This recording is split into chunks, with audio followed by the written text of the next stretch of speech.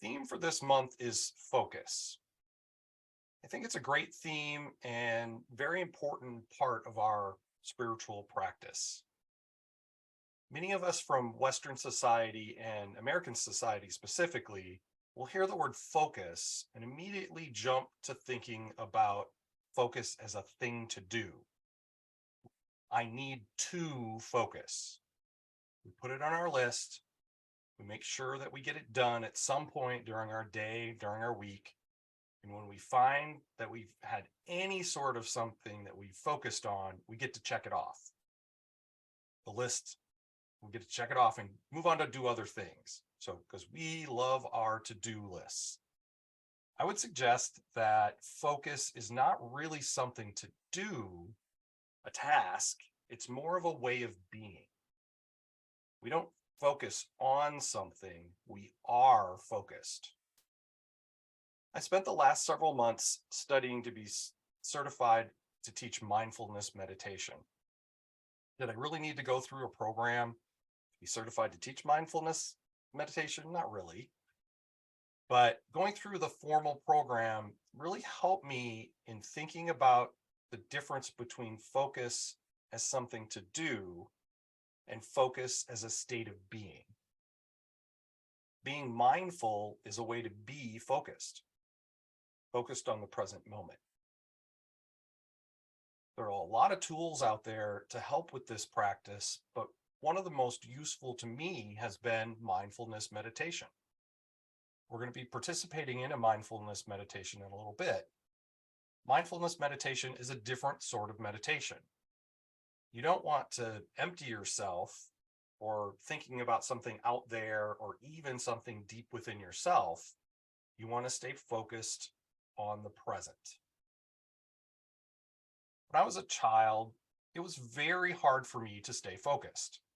I was very active, very creative child, and I was interested in so many different things that I wanted to do them all at the same time. I had an English teacher in junior high that figured out how to harness that, all that creative power and energy. She gave me extra credit for all the different stories and plays and poems or any other type of writing I did. I wrote hundreds of things and got extra credit for them all.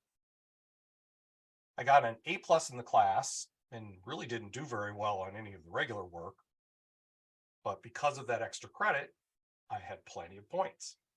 So she really helped me find a way to be focused. As I got older, I thought I became the master of multitasking. But really what I've discovered over time is that what I was really doing is focusing for a short period of time on one thing and not really giving anything all of my attention. One of the things that this mindful class allowed me to do was really focus on my state of focus.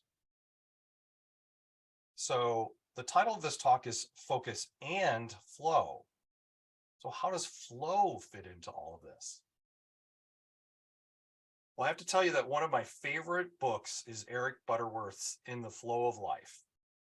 I read it about once a year and refer to it pretty much every time I feel stuck.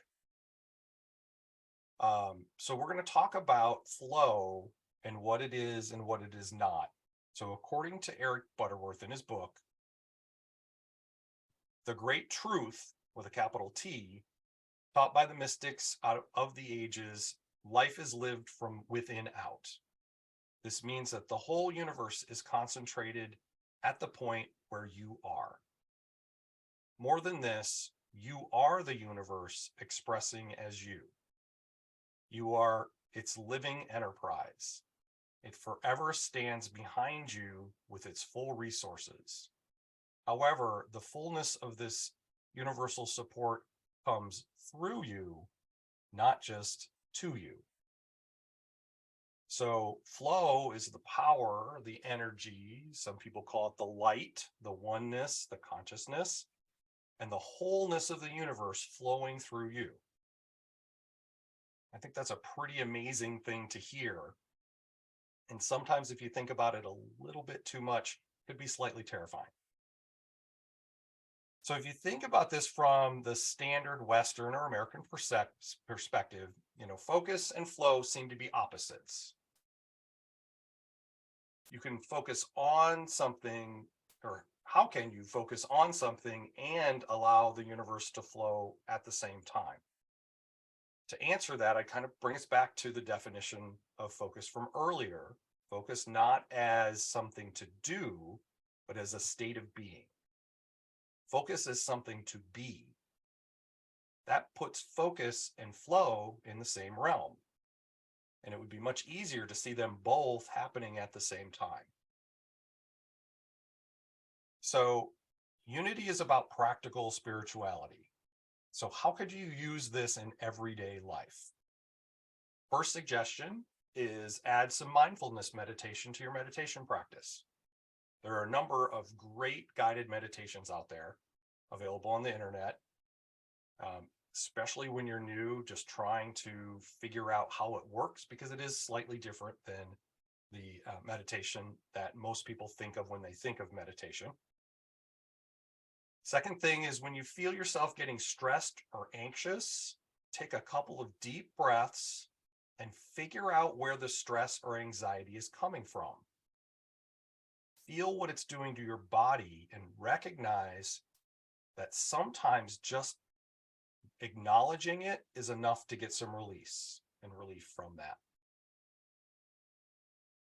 The third thing, when you feel that you're stuck or things aren't going the way you'd like, take a moment and feel if you're trying to force something or if you're blocking something that is trying to naturally flow or emerge. Knowing that the universe flows through you and expresses as you, letting it happen sometimes is the way to change the situation. And then finally, when things do go well and something is happening exactly the way you wanted it or expected it to, stop for a moment and feel what's going on in your body and in your mind. Were you open to the flow at the time? Were you focused on the flow at the time when this thing was happening?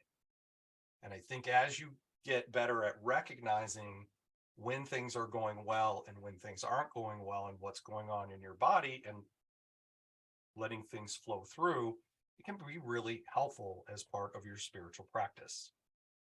Now, with every spiritual practice, this does take some practice. So in the next week, see if you can be more sensitive to the physical sensations of your body. Really tune into what's happening. Try some mindfulness meditation and see if it helps. What I've discovered is it really helps me tune in to just do some mindfulness meditation on a pretty regular basis. Also, try to be more open to the flow of the universe, of spirit, not trying to force things to go exactly as you want them to go, and see how that increases the flow around the things that you're trying to do. And then I think this is always really good advice is, above all else, remember to breathe.